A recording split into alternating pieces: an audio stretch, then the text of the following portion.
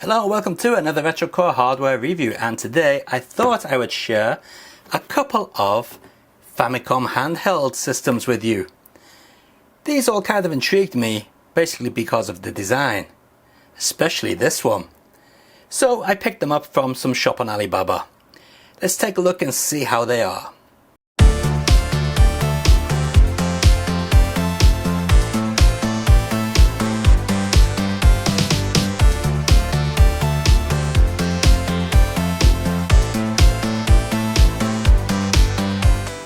So yes, these three systems came from a shop known as Famiclones International Trading Corporation.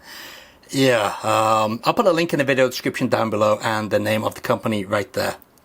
Yeah, so that's where these came from, and the reason I picked them up is because, as I said on the opening, they did intrigue me by their design. And they were all pretty cheap, and they don't try and flog themselves off as something which they're not.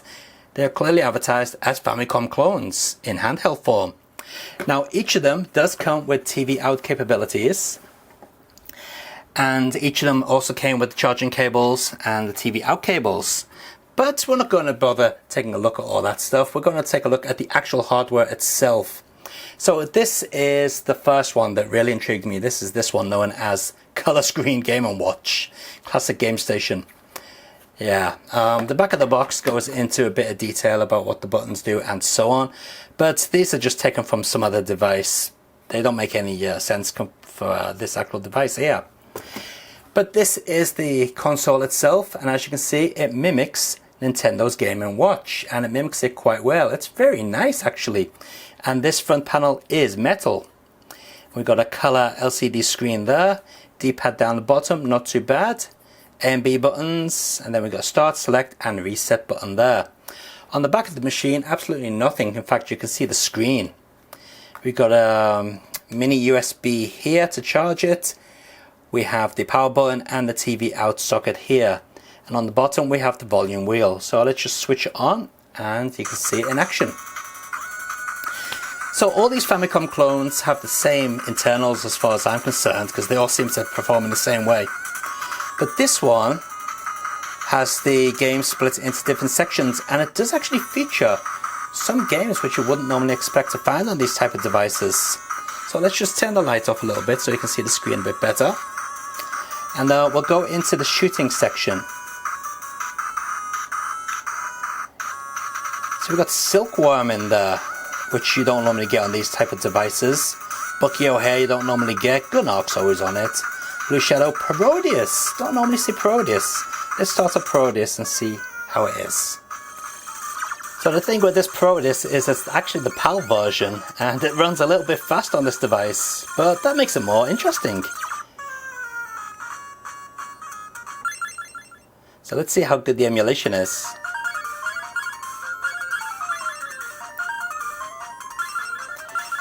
We'll go with automatic since we're playing on this little tiny thing.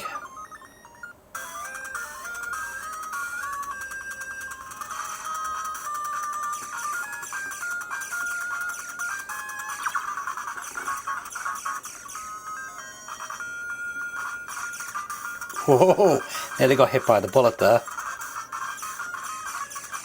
So as you can see, it looks fairly nice, doesn't it? And the sound out of the little speaker up here is not too bad. It's clear, it's not distorted, and I've only got a halfway volume as well. In fact, let's turn it up all the way. Oh, actually, that was all the way. Never mind.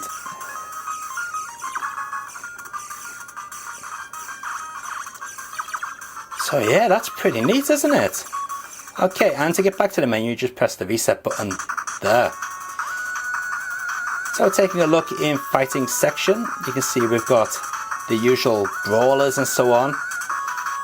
Bad Dudes, Batman, well that's not really a fighter, is it? Captain America's not really a fighter either. Well, maybe a scrolling fighter. IKEA Warriors and so on. Shatterhand, not a fighter, but it's there. So yeah, it's got a pretty good selection of games on this device. So let's take a look at the next one. It's Big Brother. So here's this Big Brother, and as you can see, it is quite a bit larger. But it is actually a bit more cheaper feeling. This is not metal, it's plastic, so yeah, that's not as cool. But it does feature all the same options. So as you can see, oh, we got it shining in the light there, that's pretty nice. We got the same buttons up here, start, select, reset. The D-pad this time is unfortunately just buttons, it's not a D-pad. It was a D-pad on the other device. And the B and A buttons are back to front on this one, which is kind of annoying. We've got the start, the power button and the video out socket on the back there, and the speaker port right there. And on this side we got the micro USB and the volume slider. So let's boot it up. Now, as you can see, this one goes for the more traditional Chinese and English option screen. Same games in both sections. Put it into English, and it says it's got 1001 games. It doesn't, it's got about 600, but it does have some nice unique games in here. So for the example, let's take a look. So we've got the Tiny Toons 2 there. Snow Brothers, this is a nice one. Mitsume ga Toru, I really do like this one. Let's get that started. This is a really nice walk-along platformer.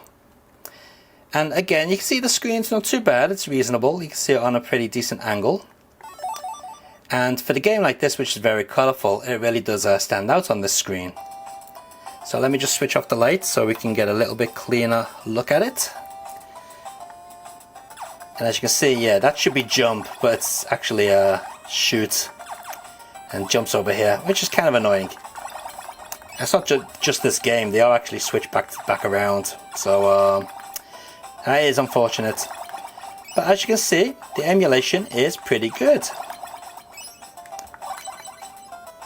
It's said to get around about 3 hours gameplay on this one from a full charge. So, you know, if you have to do a little bit of a Famicom fix and the backwards buttons don't really bother you too much, this could be a nice little item. I mean, the screen's pretty decent and it's a nice size as well. Okay, so that's that. Let's take a look at the other final option that I bought. And here it is. This is the other one. It is a Game Boy Advance looking console. And this one is actually a proper Game Boy Advance case from what I can tell. I mean, it's got, oh, look at that. It's got a great big whopping hole down there where the normal connector would be, but instead it's got a volume slider there. Power button is there. Up at the top, we've got old school USB input there. We've got the TV out and the reset switch. We've got the trigger buttons. And around the back, it does actually have space for normal batteries or lithium ion batteries. But this one came with a lithium ion. But if we take that out, which is not that easy, let's see if we can prise it out there. Okay. You can see the marks for normal batteries. So I guess this comes in 2 different flavors.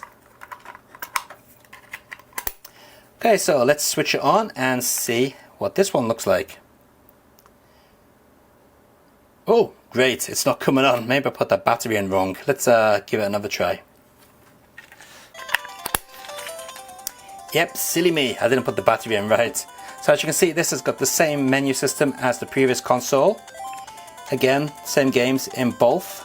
But this one only has 501, not 1,000. But again, this one has some pretty good games in it. And I took a look through all 500 titles and they don't repeat. So that's pretty cool. Okay, let's go with the game that we played just before on the other device. And you'll see that the buttons are now changed. Now before that was shoot and that was jump. You'll see that they are different on this machine. They're the right way round. So, see, now we've got jump here and shoot there. But what is weird about this machine, that is a rapid fire shoot. Your normal shoot is over here. Now that's kind of weird. Normally you'd have these as rapid fire, but nope. That's your rapid jump. That's your normal jump. That's your rapid fire. And that's your normal fire. So that is a little bit annoying for games that don't really work too well with rapid fire. But as you can see, this is another device with a pretty decent screen. So I'll tell you what we'll do. We'll get all three machines side by side and we'll run the same game on them and see if they all run at the correct speed. And there you can see all three of them running Super Mario Brothers. Now it was very difficult to get them all to start at the exact same time, but I think I've managed it. They're all, at a similar pace, but you can see that they are all running at the correct speed. But which one has the best screen? Well, I'm going to go for this one here. This one to me seems to have the most clarity. It is the smallest screen, but it seems to be the clearest. Now let's see if any of them have any screen tearing. Okay, well you can see the screens are scrolling. The Game Boy Advance one has some shimmering. Not too bad, but the one with the best screen also has shimmering. Although this one over here, which has the slightly duller screen, didn't have any shimmering. So it seems to be that this one is running at the closest aspect ratio to original. Let's get in a little bit closer to the screen so we can see them in more detail. Okay, so first here we are taking a close-up look at the Game Boys, as it's called, the GBA looking clone. Now as you can see, the color reproduction is not too bad. A little bit light, but not too bad at all. You can see the slight shimmering there, but yeah, it's a pretty nice image. And don't forget that coming through on the camera, you may get some mosaicing effects, whatever, which you cannot see in real life. Okay, let's move over to the slightly smaller one. Now this is the one I like the most. Let's see this one scroll and see how well it looks. Again, it's looking pretty nice, isn't it? That's a pretty decent screen.